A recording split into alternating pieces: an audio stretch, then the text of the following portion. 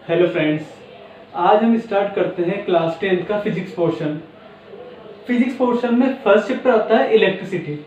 अब इलेक्ट्रिसिटी पढ़ने के लिए कुछ इंपॉर्टेंट टर्म्स हमको पढ़नी पड़ेगी जो इस चैप्टर में बीच बीच में काम आती रहती है। ठीक है, तो देखते हैं सबसे पहले कौन कौन सी टर्म्स आती है। सबसे पहले चैप्टर का नाम जो है देखो वो है इलेक्ट्रिसिटी। अब इलेक्ट्रिसिटी होती क्या है, तो देखो फ्लो ऑफ चार्ज, चार्ज के फ्लो को ही क्या बोलते हैं, इलेक्ट्रिसिटी। फिर उसके बाद सेकंड टर्म आती है इलेक्ट्रिक करंट। इसको किससे रिप्रेजेंट करते हैं, कैपिटल आई के थ्रू। ठीक है, फ्लो ऑफ चार्ज तो हो लेकिन वो कितना हो, एक सेकंड के अंदर जितना फ्लो होता है चार्ज का उसको भी बोलते हैं electric current. Flow of charge per second is known as electric current. इसका फॉर्मूला क्या होता है, I is equal to Q upon T. Q क्या होता है, चार्ज, टी टाइम। तो देखो यहाँ पे इसके दो यूनिट बनती है। क्यू की ऐसा यूनिट जो होती है वो होती है कूलम और टाइम की होती है सेकंड। तो एक यूनिट तो क्या होती है कूलम पर सेकंड, लेकिन बात आती है जनरली एसआई यूनिट की। तो एसआई यूनिट वो क्या होती है, एम्पियर। तो इलेक्ट्रिक करंट की एसआई यूनिट क्या है, एम्पियर। उसके बाद आती है पोटेंशियल डिफरेंस। पोटेंशियल डिफरेंस क्या होता है, देखो सपोज करो आपके पास कोई भी दो पॉइंट है। देखो यहाँ पे देख लो, एक पॉइंट है ए और दूसरा पॉइंट क्या है, बी। अब मुझे क्या करना है कि एक यूनिट चार्ज है मेरे पास, यूनिट का मतलब 1। ठीक है, पॉजिटिव चार्ज है 1 जनरली। ठीक है, तो एक यूनिट चार्ज को एक पॉइंट से दूसरे पॉइंट तक मतलब ए से बी तक ले जाने में जितना वर्क डन करना पड़ता है उसी को क्या बोलते हैं, पोटेंशियल डिफरेंस। देखो work done to move a unit charge from one point to another point is known as potential difference. इसका फॉर्मूला क्या आता है, W अपॉन Q। ठीक है, इसके ऐसे यूनिट क्या आती है, वोल्ट आती है, ये ध्यान रखना। थर्ड बात आती है इंपॉर्टेंट चीज है ओम्स लॉ। ओम नाम के एक साइंटिस्ट थे, उन्होंने एक लॉ दिया। क्या बोलते हैं कि किसी भी कांस्टेंट टेम्परेचर पे, कांस्टेंट टेम्परेचर मतलब 25 डिग्री सेल्सियस, 30 डिग्री सेल्सियस, एक बार 30 डिग्री है तो ना ज्यादा कम होना चाहिए ना इंक्रीज होना चाहिए, ना 29 होना चाहिए ना 31 होना चाहिए। किसी भी कांस्टेंट टेम्परेचर पे जो पोटेंशियल डिफरेंस होता है, इसका potential difference across the end of a wire, मतलब सिरों का। इस जैसे सपोज करो ये कोई वायर है तो इसके दो सिरे कौन कौन से, ए और बी। तो जो पोटेंशियल डिफरेंस है इन दोनों सिरों के वायर का, वो क्या होता है, डायरेक्टली प्रोपोर्शनल होता है। किसके डायरेक्टली प्रोपोर्शनल होता है, करंट। मतलब क्या, सीधी बात है, जितना ज्यादा यहाँ पे करंट फ्लो करेगा उतने ही ज्यादा यहाँ पे पोटेंशियल डिफरेंस होगा। तो इधर देखो, ये देखो ये किसका साइन होता है, डायरेक्टली प्रोपोर्शनल का साइन होता है। बस आपको इतना सा ध्यान करना है कि आई जो है वो डायरेक्टली प्रोपोर्शनल है किसके है, वी के। मतलब आई की जब वैल्यू बढ़ेगी वी की वैल्यू भी इंक्रीज होगी। अब देखो ये जब भी प्रोपोर्शनल का साइन हटता है तब क्या आता है, कांस्टेंट आता है। क्या आता है, कांस्टेंट। देखो प्रोपोर्शनल का साइन हटाया मैंने नेक्स्ट स्टेप में और क्या लगा दिया यहाँ पे, इक्वल। लेकिन देखो यहाँ पे आई के अलावा एक चीज और आई, आर। ठीक है, वो आर क्या है, यहाँ पे कांस्टेंट है और उसको बोलते हैं रेजिस्टेंस। इसकी ऐसे यूनिट क्या होती है, ओम। क्या होती है, ओम। इसका साइन क्या होता है, इस तरह से साइन होता है। देखो ये ऐसे करके इस तरह से इसका एक साइन होता है। रेजिस्टेंस की डेफिनेशन है, इसको किससे लिखते हैं, स्मॉल सॉरी कैपिटल आर से लिखते हैं। क्या है, किसी भी कंडक्टर की क्या होती है, प्रॉपर्टी होती है जो कि करती है, रेजिस्ट करती है। रेजिस्ट का मतलब क्या होता है, oppose the flow of charge. देखो आपने देखा होगा जब भी किसी भी वायर में इलेक्ट्रिसिटी फ्लो करते हैं तो वो क्या होता है, गर्म हो जाता है। तो गर्म होता है रेजिस्टेंस की वजह से। ठीक है, तो ये क्या है कि इलेक्ट्रिसिटी के फ्लो करने में क्या करती है, अपोजिट। जैसे तुम लोगों देखा अपन गाड़ी चलाते हैं, तो गाड़ी चलाते हैं तो किसी रोड पे जा रहे हैं तो क्या आता है, ब्रेकर आता है। क्या आता है, ब्रेकर। छोटे ब्रेकर रहेंगे तो स्पीड कम हो जाएगी। ठीक है, ज्यादा बड़ा ब्रेकर है तो स्पीड और ज्यादा कम हो जाएगी। तो उस ब्रेकर को ही अपन रेजिस्टेंस बोल सकते हैं। ये क्या करता है, इलेक्ट्रिसिटी के फ्लो में क्या करता है, ब्रेकर बनता है। कौन, रेजिस्टेंस। अब यहाँ पे एक ग्राफ आता है V और I के बीच में, वो आपको ध्यान रखना है कैसा आता है, एक स्ट्रेट लाइन आता है। ठीक है, तो ये तो हो गए वो टर्म्स। अब यहाँ पे हो गया रेजिस्टेंस। अब आता है अपने पास कॉम्बिनेशन ऑफ रेजिस्टेंस। ये टर्म्स है, आप लोग याद रखिए। सबसे इंपॉर्टेंट टॉपिक आता है कॉम्बिनेशन ऑफ रेजिस्टेंस। या तो ओम्स लॉ से इस चैप्टर में क्वेश्चन आता है या फिर आता है कॉम्बिनेशन से। इसको पूरा कर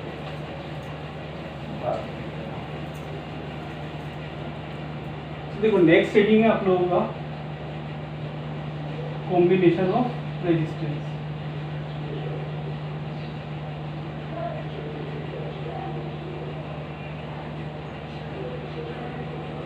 एक तो कौन सा है, सीरीज कॉम्बिनेशन,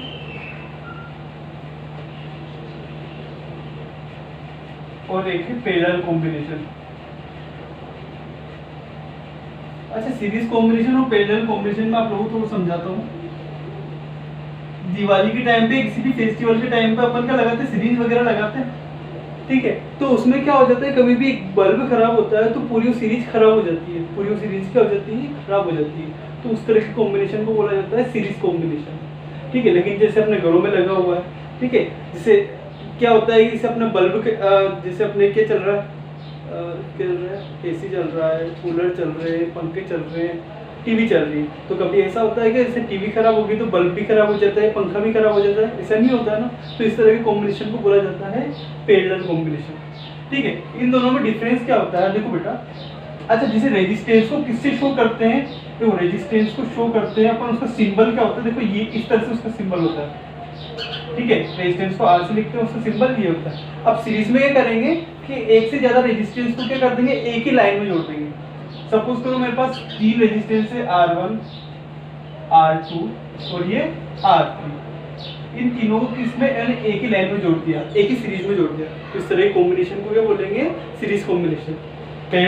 पैरेलल लाइन आप जानते हो, देखो मेरे पास ये 3 लाइन है, ठीक है। ये तीन एक दूसरे को इंटरसेक्ट नहीं कर रही है, इधर देखो ये यहाँ पे बात कर रहा हूँ, ये तो एक पूरा, ठीक है। तो ये तीन एक दूसरे को इंटरसेक्ट नहीं कर रही है, तो ये कौन सा कॉम्बिनेशन हो गया, parallel combination. R1 R2 R3 एक दूसरे को क्या है, पैरेलल है, तो ये कौन सा कॉम्बिनेशन हो गया, पैरेलल कॉम्बिनेशन। अब क्या आता है कि इनका मुझे टोटल रिजल्टेंट रेजिस्टेंस फाइंड करना है। उसके लिए करते देखो, इसके लिए डेरिवेशन आता है, वो देखो आप लोग बेटा।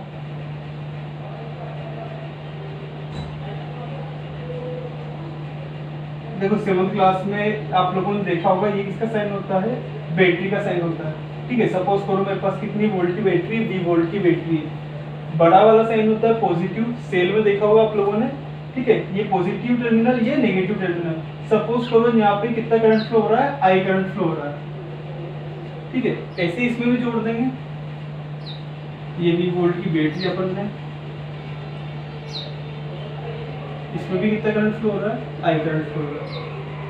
अब बेटा सबसे इम्पोर्टेंट बात ये आपको ध्यान रखनी है कि सीरीज कॉम्बिनेशन में हमेशा जो होता है वो करंट जो होता है सेम रहता है। कौन सेम रहता है, करंट सेम रहता है। क्या सेम रहता है, करंट सेम रहता है। देखो इसका करंट सेम रहता है, उसमें क्या सेम रहता है, वोल्टेज सेम रहता है। अब इसको मैं समझाऊं तो बहुत टाइम लगेगा, इसलिए मैं इसको आपको क्लास में समझाऊंगा। जब आपकी रेगुलर क्लासेस चलेगी तब मैं आपको समझाऊंगा। अभी बस इतना सा ध्यान रखो, इसमें क्या रहता है, करंट सेम रहता है, उसमें क्या सेम रहता है, वोल्टेज सेम रहता है, ठीक है। तो अब देखो इसमें करंट से तो 3 चीजें आपके क्या क्या है, R for resistance, I for current, V for voltage. अब देखो यहाँ पे I तो सेम है, करंट तो सेम है, वोल्टेज क्या है यहाँ पे V, टोटल तो V है, लेकिन R1 पे कितना रहेगा, V1, इस पे कितना रहेगा, V2 और इस पे कितना रहेगा, V3, ठीक है। ये आपको ध्यान रखना है। क्या सेम है, यहाँ पे करंट सेम है तो वोल्टेज अलग अलग, और यहाँ पे वोल्टेज सेम है तो यहाँ पे क्या अलग अलग रहेगा, करंट अलग अलग रहेगा। तो जहाँ पे R1 है वहाँ पे कितना करंट फ्लो करवा देते हैं अपन, I1, R2 में कितना करवा देते हैं, I2, और R3 में कितना करवा देते हैं, I3। बस ये बात ध्यान रखनी। और जो चीज अलग है उसको ऐड कर दो। यहाँ पे कौन चीज अलग है, करंट सेम है तो पोटेंशियल डिफरेंस अलग है, तो V अलग है तो V को ऐड कर दिया, तो V is equal to V1 plus V2 plus V3। और यहाँ पे क्या अलग है, करंट अलग है, तो I is equal to I1 plus I2 plus I3, ठीक है। V is equal to V1 plus V2 plus V3, I is equal to I1 plus I2 plus I3। अब देखो ओम्स लॉ में क्या पढ़ा था अपन ने, ओम्स लॉ में आता है V इज इक्वल टू क्या आया था, IR। क्या आया था, V is equal to IR। तो इस V की जगह तो क्या पुट कर देंगे अपन, IR। अब देखो V1 की जगह क्या पुट करेंगे, तो V1 का फॉर्मूला क्या बनेगा, देखो I1 R1। इसी तरह से V2 का क्या बनेगा, I2 R2, V1 का I1 R1, V2 I2 R2 और V3 का क्या बनेगा, I3 R। लेकिन बेटा एक बात ध्यान रखो, मैंने आप लोगों को क्या बताया था कि सीरीज में क्या सेम रहेगा, करंट सेम रहेगा, मतलब तीनों में आई जो रहेगा वो इक्वल रहेगा, और कितना रहेगा, आई रहेगा। ठीक है, तो मैं ये वैल्यू यहाँ पुट कर देता हूँ। तो v की जगह तो क्या पुट कर दिया मैंने, आई आर, और v1 की जगह क्या पुट कर देंगे, आई r1। यहाँ पे क्या पुट कर देंगे, आई r2। यहाँ पे क्या पुट कर देंगे, आई r3। देखो तीनों में क्या कॉमन आ रहा है, आई कॉमन आ रहा है, r1 plus r2 plus r3। देखो ये भी आई दोनों कट हो जाएगा, तो r इज इक्वल टू क्या बचेगा, r1 plus r2 plus r3। बात समझ में आई? जो अलग है उसको ऐड कर देना है, v अलग था तो v को ऐड कर दिया, v1 plus v2 plus v3। फिर क्या करा, ओम्स लॉ से v is equal to I R लिया और यहाँ पे वैल्यू पुट कर दी, तो r इज इक्वल टू क्या आ गया, r1 plus r2 plus r3। इस तरह से देखते हैं यहाँ पे क्या बनता है। देखो अब देखो उस फॉर्मूले को v is equal to I R, I की वैल्यू करनी है तो क्या करेंगे अपन, यहाँ से इस r को मैं उधर ले जाऊंगा, तो i इज इक्वल टू क्या बनेगा बेटा, देखो उधर v डिवाइड बाई r। अच्छा ऐसे i1 की निकालेंगे तो क्या होगा, v1 divide by r1। i2 में क्या होगा, v2 डिवाइड बाई r2। और i3 में क्या होगा, v3 डिवाइड बाई r2। लेकिन इसमें क्या है, वोल्टेज सेम है, तो यहाँ पे ये क्या हो जाएगा, ये ओनली क्या हो जाएगा, v हो जाएगा। तो अब ये वैल्यू यहाँ पुट कर देते हैं, v बाई r। यहाँ पे क्या हो जाएगा, v by r1 plus v by r2 और v डिवाइड बाई r3। अच्छा अब देखो ऊपर देखो क्या कॉमन आ गया, v कॉमन आ गया, v by r is equal to v common लिया तो क्या गया, 1 by r1 plus 1 by r2 plus 1 by r3। देखो इधर भी v इधर भी कट हो जाएगा, तो क्या हो जाएगा लास्ट में आपका 1 by r is equal to 1 by r1 plus 1 by r2 plus 1 by. देखो बेटा आप लोग समझ में आया होगा, सीरीज कॉम्बिनेशन बस ये याद रखो, r is equal to r1 plus r2 plus r3, और पैरेलल में क्या याद रखोगे, 1 by r is equal to 1 by r1 plus 1 by r2 plus 1 by r3। अब देख लो फटाफट एक क्वेश्चन देख लेते हैं इसका।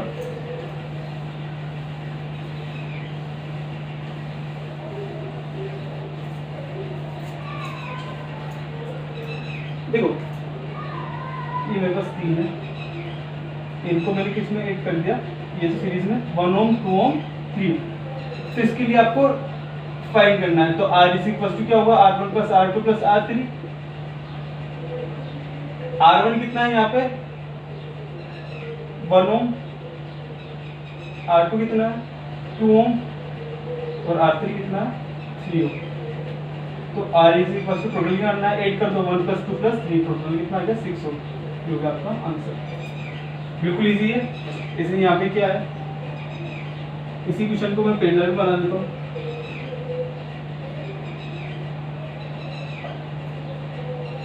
One ohm 2 ohm 3 Om.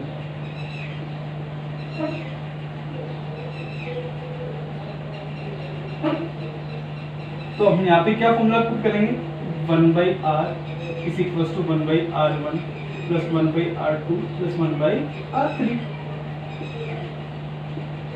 1 by r1 कितना है यहाँ पे 1, r2 कितना है 2 और r3 कितना है 3। ठीक है, अब क्या करेंगे, एलसीएम ले लेंगे। एलसीएम कितना आ जाएगा 6, 6 1 जा 6, 2 3 जा 6 और 3 2 जा 6। ये कितना हो गया 6 3 9 2 11 बाई 6। अब देखो बेटा इंपॉर्टेंट बात ये है कि ये तो 1 बाई r है, आप किसकी वैल्यू चाहिए r की, तो इसका क्या कर देंगे, रेसिप्रोकल कर देंगे। तो r इज इक्वल टू कितना हो जाएगा 6 बाई 11। ठीक है, अब इसी तरह से यहाँ पे दो रेजिस्टेंस आ जाए R1 R2, तो इसका फॉर्मूला क्या हो जाएगा 1 by r is equal to 1 by r1 plus 1 by r2। ठीक है, आप लोगों को क्वेश्चन समझ में आया होंगे, उम्मीद करता हूँ मैं। ठीक है, अब ये क्या करना आपको मैं होमवर्क देता हूँ, दो आप लोगों ने अभी तक कुछ भी होमवर्क नहीं किया फर्स्ट चैप्टर में से, आप लोग होमवर्क कीजिए, नहीं तो मैं आप लोगों के कॉल करूँगा। ज़्यादा नहीं बेटा, बस 10-15 मिनट भी आप लोग डेली पढ़ लोगे तो आपका बेसिक भी क्लियर होता रहेगा। फिर जैसे लॉकडाउन हटेगा आपको ज़्यादा नहीं पढ़ना पड़ेगा, नहीं तो आप लोग अभी नहीं पढ़ोगे तो आप लोगों को फिर बहुत ज़्यादा मेहनत करनी पड़ जाएगी।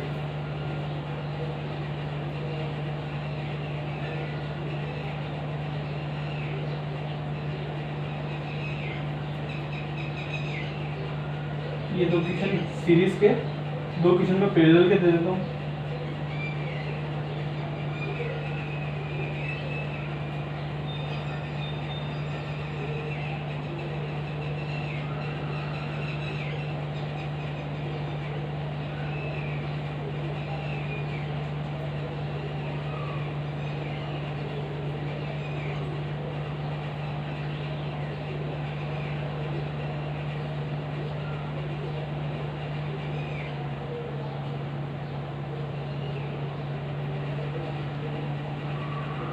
ठीक है, तो बेटा ये है आप लोगों का होमवर्क। उम्मीद है आप लोगों को वीडियो का जो पढ़ाया वो समझ में आया होगा। इसको जरूर करना।